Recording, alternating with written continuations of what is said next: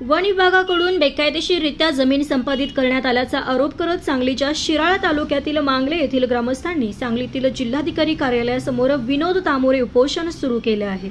मातंग समाजाला 1965 साली backward class society अंतर्गत जमीन देण्यात आली होती। जवळपास 37 कुटुंबांना 145 एकर क्षेत्र राखीव करण्यात आले होते।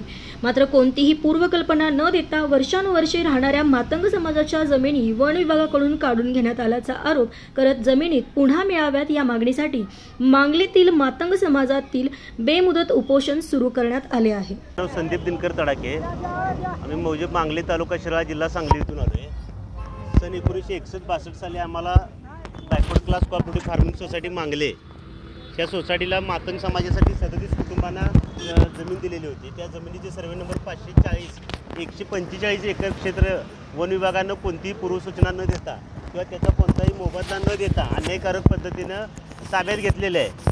या संदर्भामध्ये प्रशासनाकडे वारंवार पाठपुरावा करून देखील प्रशासन असेल शासन असेल यांच्याकडे वारंवार पाठपुरावा करून देखील प्रशासनाने टाळाटाळ केलेली व आम्हाला बेदखल करण्याचा प्रयत्न केलेला आहे। त्यामुळे आम्हाला या जिल्हाधिकारी सांगली यांच्या कार्यालयासमोर उपोषण करण्याशिवाय दुसरा कोणताही पर्याय नाही। कारण जमीन नसल्यामुळं आता आमची मुलं शिकलेली असली तर शेती व्यवसाय करायला भांडवल नाही, शेती करायला शेती नाही आणि शिक्षण करायला नोकऱ्या नाही। त्यामुळे आमच्यावरती उपासमारीची वेळ आली असल्यामुळे या जिल्हाधिकारी सांगली या ठिकाणी आज या ठिकाणी आम्ही उपोषण करण्याचा निर्णय घेतलेला आहे।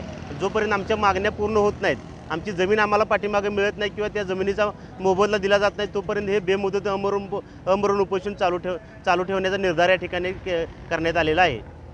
145 एकर जमीन ही वन विभागाने ताब्यात घेतलेली आहे। साधारण त्याच्यावरती 1000पेक्षा जास्त लोकांचं उपजीविका अवलंबून आहे। तरी त्याची कोणत्याही प्रकारे या लोकांची 1000 लोकांच्या उदरनिर्वाहाची प्रशासनाने दखल घेतलेली नाही किंवा काळजी घेतलेली नाही आहे।